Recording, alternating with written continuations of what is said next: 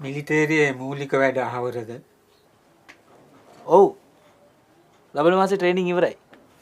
ඊට පස්සේ පාසින් අවුට් එක. ඊට පස්සේ ඉතින් ලොක්කා ඉන්න පැත්තේ තමයි. මව් එහෙම සනීපෙන්ද? ඔව් ඔව්.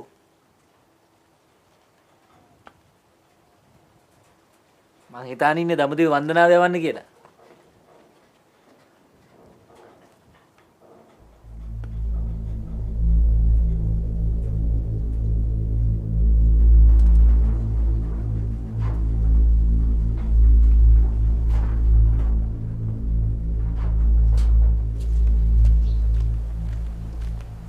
මොකෝ අනේ අර සිරි මාමා.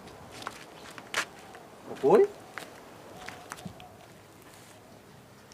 මොකද්ද මාමේ ওই චිත්‍රේ?